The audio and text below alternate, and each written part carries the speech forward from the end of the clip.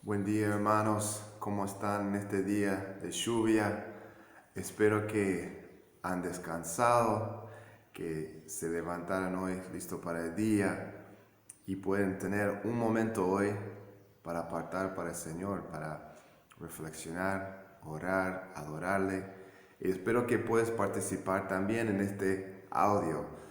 Yo estoy mandando este audio para aquellos que no podrían conectar a Facebook Live porque no tienen acceso. Entonces este es especialmente para ustedes, lo voy a poner en WhatsApp. En este día no es lo que esperamos, que sería una iglesia cerrada todavía. Y justo parece una prueba grande que el momento que queremos abrir y las cosas están mejorando y ahí viene la prueba más grande, ¿no? En 33. Así que oramos por 33. Oramos por aquellos que están afectados. Escuché que hay como 80 personas en cuarentena. Es un tema grande, pero si nosotros todos juntos podemos aislarnos y todos juntos podemos participar en de cuidarnos y amarnos y no ponernos en riesgo, quizás ya pronto podemos salir adelante y podemos ver que desaparece el virus otra vez de Pero vamos a tener que siempre estar atentos, hermanos. Esta es una realidad que quizás vamos a estar enfrentando todo el año. Momentos así que tenemos que cambiar los planes. Pero Dios es un Dios en control y como en Daniel, en la lectura hoy, Daniel alababa a Dios en capítulo 2 de Daniel, alababa a Dios porque es un Dios que revela lo que estaba en la oscuridad, que Dios revela lo que nadie podría ver, nadie podía entender, aún los más sabios del mundo no podían decir, este es por qué, o esta es la razón, o este es por tal cosa, pero Dios sí sabe todo, tiene todos los misterios, bien claro. Así que oramos y entregamos la palabra también en las manos de Dios. Señor, doy gracias, Padre, que tú estás en control de este tiempo y pido que vas a estar muy cerca hoy a aquellos que están enfermos. Quizás no se sientan muy mal, pero quizás están llenos de miedo, de ansiedad, de preocupación, quizás por otros que han infectado. Y hay otros que están recibiendo, quizás solo porque están enfermos, recibiendo rechazo, recibiendo reproche de la sociedad, como tiene una plaga eh, que lo puede afectar a todos. Así que oramos por ellos, por su ánimo, oramos por las autoridades, oramos por la ciudad de 33, que en este podemos estar juntos, unidos, de luchar contra este virus, de sacarlo de la sociedad, de aislarnos y que podamos ser protegidos por ti. Proteja a la iglesia. Yo pido por cada hermano, Señor, especialmente aquellos que tienen riesgo por el virus. Pido por ellos, por sus vidas. Y que tú, Señor, estás ayudándonos en esta tormenta de buscar a ti, a quien nos da la victoria en cada momento. En el nombre de Jesús, amén. Hermanos, el texto hoy es Marcos 3, 7 hasta 18. Los voy a pedir que están abriendo sus Biblias, pero quiero hacer una pregunta primero antes que leemos el texto. Si yo te pregunto, ¿qué es la religión más grande en todo el mundo?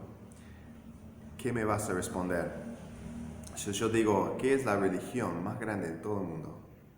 Hoy podemos decir también, en Uruguay, ¿qué es la religión, ¿no? Entre comillas, la religión más grande en el mundo? La respuesta es cristianismo. El cristianismo de 7.5 billón de personas, el cristianismo entra en ese título, digamos, entre 2 y algo, 2.3 millones, o billones de personas. Muchas personas, ¿no? Y hasta en Uruguay, la religión más grande es el cristianismo. Creo que dentro de 30% hay algo ahí. La última vez que escuché un número, 30%. Y mi pregunta es que cuando yo digo eso, ¿qué te viene a la mente? ¿Te viene duda? ¿Te viene un poco de incertidumbre diciendo, ¿será así? ¿No se siente que somos lo más grande? ¿No se siente que los cristianos son la religión más grande en el mundo? Si eso es verdad, no pensar que debemos ver un mundo diferente. Si es verdad en Uruguay, no pensar que debemos ver un Uruguay diferente. Y creo que la respuesta es sí. En el texto hoy vamos a ver dos grupos y vamos a comparar esos dos grupos. Vamos a ver un grupo, una gran multitud que está rodeando a Jesús, y vamos a ver otro grupo más chico, más íntimo, un grupo de discípulos que Jesús está llamando. Y hay una gran diferencia. Los dos grupos están en cierta forma siguiendo a Jesús, están acercando a Jesús, están buscando a Jesús. Pero hay una gran diferencia entre los dos. Y en eso, buscando esa diferencia, vamos a ver lo que significa, la esencia, lo que realmente significa ser un discípulo de Jesús. Y no solo parte de la gran multitud que uno puede llamar cristianismo, dentro de esa gran multitud de gente. ¿Qué significa ser discípulo? Porque eso es lo que Jesús nos llama a ser. Nos llama a ser sus discípulos. Acuérdate el gran mandamiento, mandamiento de Jesús, de que vamos en todas las naciones, ¿haciendo qué? ¿Haciendo creyentes? No. Haciendo discípulos. Eso es clave. Así que busca conmigo Marcos 3. Voy a estar leyendo 7 hasta 18. Y siguen conmigo en la Biblia.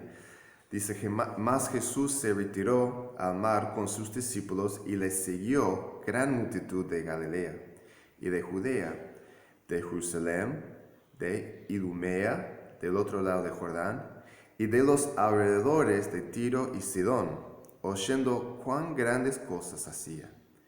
Grandes multitudes vinieron a él. Y dijo a sus discípulos que le tuviesen siempre lista la barca a causa del gentío, para que no lo oprimiesen, porque había sanado a muchos, de manera que por tocarle, cuantos tenían plagas, caían sobre él.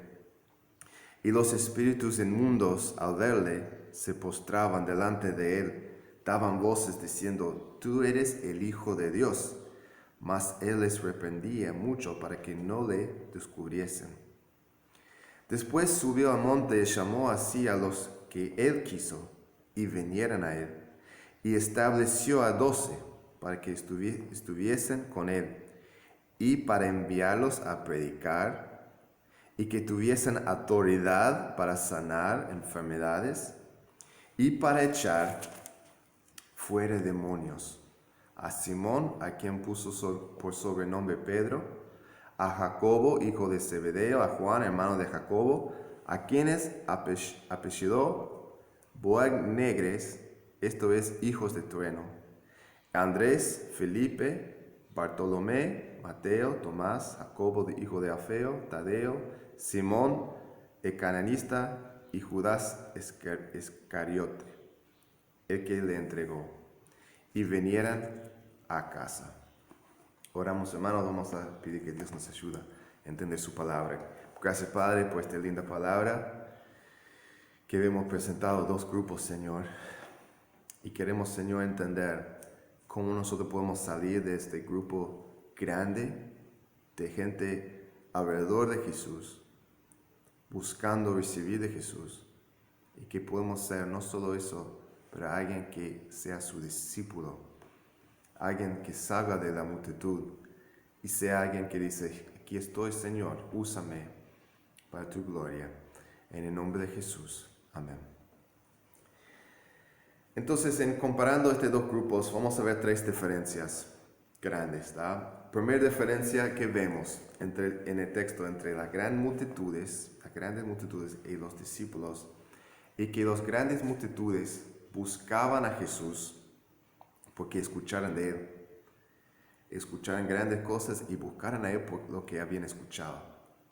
Pero los discípulos eran buscados por Jesús. Los grandes multitudes buscaban a Jesús. Los discípulos eran elegidos y Jesús buscó y quiso a ellos. Gran diferencia. Acá vemos gente, dice que gente viniera de todos lados de esta área. Antes la mayoría de la gente venía de Galilea. Jesús estaba poniendo la mayoría de su ministerio en esa región de Galilea, alrededor del mar de Galilea. Y en este está en el norte de Israel. Y en este vemos que ahora está creciendo la palabra, creciendo las noticias de Jesús, de lo que está haciendo. Y ahora vemos gente, no solo de esa región, pero también vemos gente de Jerusalén, de otro lado del río Jordán, de Sidón, de los lugares donde mueren muchos gentiles. Mucha gente están acercando porque escucharon algo de Él. Pero escucharon, pero no conocieron a Él. Escucharon acerca de Jesús, pero no entendieron su misión, su persona, quién Él era. Jesús era como una estrella. Una estrella hoy en día puede quejarse un poco que la gente se acerca pensando que lo conocen porque han visto una película o es una estrella de rock y canta canciones que le gustan, y la gente, los fans, hacia las estrellas muchas veces se ponen una imagen sobre la persona que no es verdad. Entonces, o hasta un jugador de fútbol, un niño puede acercarse diciendo, este es mi héroe, y realmente la persona es una basura. Pero las personas se acercan a los famosos en esa forma, ¿no? Ponemos una imagen sobre ellos que no es verdadero, y somos sus fans, pero en realidad la persona no está conocido por nosotros, no entendemos quiénes son realmente, nunca hemos tenido una conversación, nunca hemos escuchado. El peor son los actores, porque vemos una película que nos gustamos y nos gustamos el actor porque el carácter que hizo nos gustamos, no es la persona. Entonces Jesús está sufriendo un poquito. La gente conocía sus obras, pero no conocía a Él. Y se acercaba y buscaba a Jesús. Pero al otro lado, los discípulos eran buscados por Jesús. Jesús eligió, dice, Él llevó gente a una montaña, a un monte, y Él llevó a aquellos que quería y llamó a ellos y vinieran. No fue un llamado así. No fue que Jesús decía, bueno, necesito 12. Hablaba a la gran multitud, estoy buscando 12 porque tengo un plan, voy a mandarles, voy a hacer tal cosa, necesito 12. ¿Quién está conmigo? Vení. Y no sabiendo qué iba a pasar. ¿No? Jesús estaba en control de este proceso. Jesús estaba en control. Los rabinos de aquel tiempo no actuaban así. Jesús estaba haciendo algo diferente. Un rabino en aquel tiempo, si un estudiante quería estudiar, el rabino no iba a ir a invitar, no iba a ir a la casa a buscar, no iba a decir, mira, quiero a ti para ser un estudiante mío, vení, te voy a enseñar todo. No era así. Funcionaba al revés. Era el rabino quedó quieto ahí en su casa o en donde sea, y la gente que quería estudiar venía a él y pedía y tenía que aplicar, y a veces la respuesta es no, por diferentes motivos. Era una petición que el estudiante hacía al rabino. Acá vemos el opuesto. Jesús está actuando diferente. Y no solo es que Jesús eligió, pero su llamado a ellos era efectivo y poderoso. Cuando Jesús eligió los 12, eligió a cada uno y cada uno respondió, ¿no? En su voluntad dijo que sí. Eso es el poder de Jesús llamando a sus discípulos y diciendo, yo quiero a ti, yo quiero a ti. Los discípulos escucharon la voz de Jesús diciendo, vengan a mí. Y fue tan poderoso que ellos vinieran por su propia voluntad. Entendían y ellos venían. Y eso es la gran diferencia entre la multitud que conoce algo de Jesús y tienen cierta fe en Jesús, y un discípulo que escucha la voz de Jesús diciendo, vengan y síguenme, quiero hacerte mi discípulo, y responden así. ¿Qué es la segunda diferencia? La segunda diferencia que vemos acá es que las grandes multitudes buscaban milagros de Jesús, buscaban el poder, pero los discípulos buscaban hacer milagros con Jesús. Los grandes discípulos las grandes multitudes querían recibir. Los discípulos querían dar. Cuando vemos acá las grandes multitudes acercando a Jesús con sus problemas, Jesús tenía compasión y sanaba. Pero vemos que no es todo lo que quería hacer Jesús, ¿verdad? No es su fin simplemente sanar el cuerpo. Él tenía un barco ahí, los discípulos tenían que preparar un barco y él tenía este barco y decía, bueno, prepara ese barco, tenerlo listo, porque cuando me apretan y yo estoy probando a enseñar, están haciendo un relajo, apretándome para tocarme, para tener mi poder.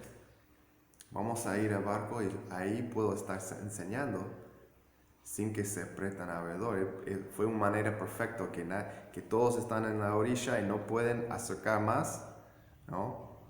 Y ahí puede enseñar tranquilamente a Jesús del barco. Porque los milagros de Jesús siempre apuntaba a su persona y tenía ese propósito de dar fuerza a lo que él estaba enseñando, lo que estaba diciendo. No solo la idea de sanar, no solo era una cuestión de poder, de sanar y de cambiar las cosas afuera. Jesús estaba muy interesado, tenía una misión más grande que eso. Tenía una misión y la idea de cambiar adentro, cambiar el corazón. Este tema de las grandes multitudes es un tema grande porque sigue hoy.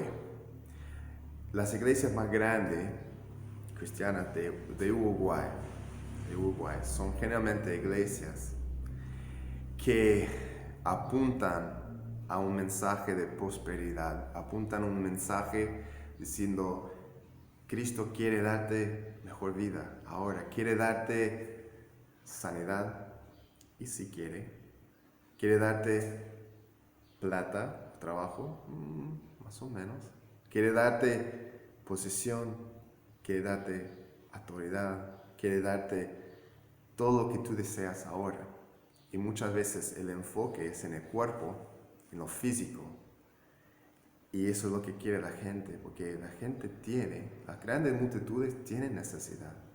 Entonces ese mensaje de prosperidad, que puedes tener plata, que puedes tener salud, que puedes tener larga vida, y esas bendiciones, de repente toman el lugar de una vida íntima, una relación íntima que Dios quiere.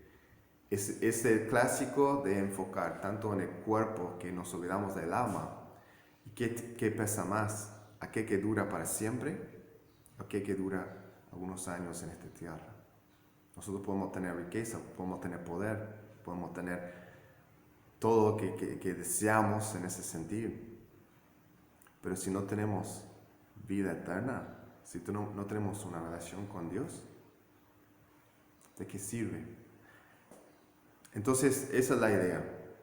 Pero los discípulos, al contrario, tenían otro concepto. Los discípulos no venían a Jesús solo para recibir de Él, diciendo, yo quiero recibir lo que quiere dar. Ellos vinieran y ellos tienen la idea, un discípulo, para participar